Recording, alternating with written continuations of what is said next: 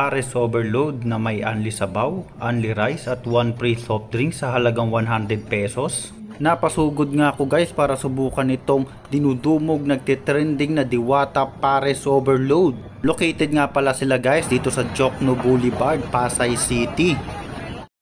After nga ng mahabang pila guys, nagbayad na ako ng 100 pesos. Sumasayaw-sayaw pa si ate at binigyan ako ng G-Shock card. At mukhang may libre pa tayong relo guys. Hindi, joke lang. Mamaya magagamit natin yan. At ito nga palang iba pang paninda ni Diwata. At ito na ang isang mangkok ng Pares Overload. Kita nyo naman guys, punong-puno yan ng lechong kawali at chicharong bulaklak. Hanapin nga natin kung saan yung sabaw. Kailangan natin ng sabaw. Ayun, nakita ko ng sabaw. Kuya, pahingi ng sabaw. Yan, at nilagyan na nga ng sabaw ni Kuya. Maghahanap na tayo ng mapupwestuhan na dami ng tao. Eto na, kumuha na rin tayo ng isang kanin. Yan.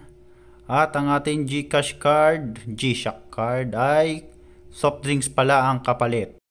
Diwata, pinaasa mo lang kami. Joke lang.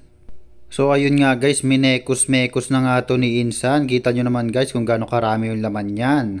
So ayun na nga guys, sa sobrang gutom natin, hindi na natin na video kung gaano natin kabilis na ubos yung first round. Ito ay second round na guys.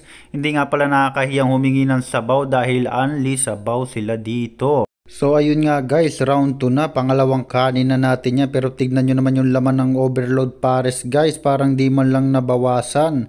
Ayan nga guys, pangatlong kanin na natin yan. Talagang sinulit ko yung binayad kong 100, joke. Pero tingnan nyo naman guys, third round na pero ang dami pa rin laman yan. At nagpakita na nga si Diwata guys at agad siyang dinumog ng mga tao. Si Mami Lee lang yung nakita ko doon, saka yung mayor doon ngayon, si Lorely Pacquiao yung nakita ko. Okay naman, mababait sila. Pinag-30 nila ako ng maayos na nagtagandahan ako doon. At may mga bodyguard pa ako doon. Grabe! Grabe, mainit na sinalubong ka doon sa Jensen, ano? Ang dami nila. Mainit talaga, 45 degree yan.